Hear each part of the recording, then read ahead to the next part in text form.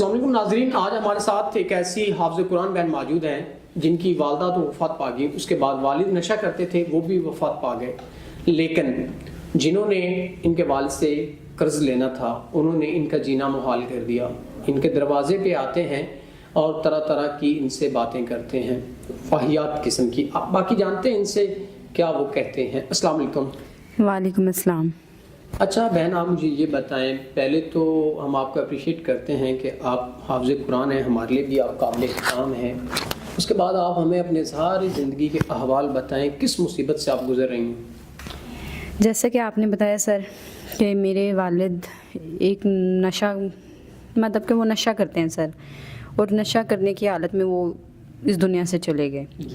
میری والدہ میں چھوٹی تھی تبھی وفات پا گئی تھی، اور میرے باپ نے مجھے پالا پوسا، جیسے بھی کر کے قرض لے کے جو بھی کر کے، وہ مجھے نہیں علم، کیونکہ میں گھر سے باہر نہیں نکلتی سر، اور آج ہی مجبوری مجھے باہر لے کے آئی ہے، کیونکہ جن سے میرے والد نے قرض لے کے مجھے پالا، جیسے کیسے بھی کر کے انہوں نے میری پرورش کی، اور جن سے قرض لیا مجھے کوئی علم نہیں تھا، اور میرے جب والد وفات پا گئے اس کے بعد وہ جو قرض جن سے لیا تھا وہ ہمارے گھر میں آ کے بدتمیزی کرتے تھے۔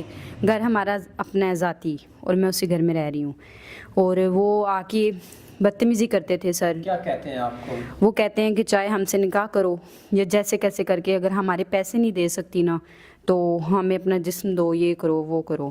اور سر میں نے کبھی گناہ نہیں کیا، اور مجھے یہ بات انتہائی بری لگتی ہے۔ ناظرین دیکھیں، ہمارے لوگوں کی کتنی ذہنیت گر چکی ہے، ہمارا معاشرہ کس حد تک گر چکا ہے اخلاقیات میں سے، کیونکہ ایک بہن مجبور ہو کر اپنی لائف کو سروائیو کر رہی ہے اپنے والدین کے مرنے کے بعد، اور اگر آپ نے قرض لینا ہے تو اس کا ایک پازیٹیو وے بنائیں، نہ کہ آپ جائیں اور ان سے کہیں کہ اپنا جسم بیچو، یہ بیچو۔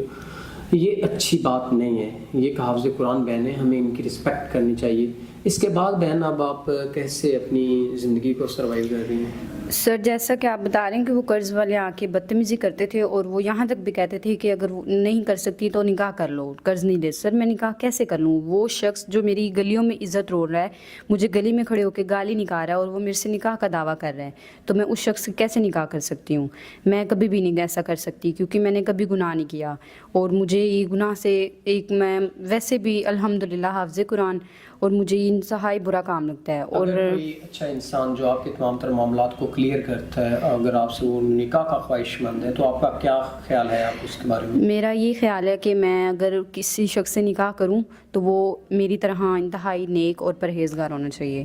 میں اس کے پاس اتنے وسائل ہوں، آپ کو باہر لے جائے پاکستان سے؟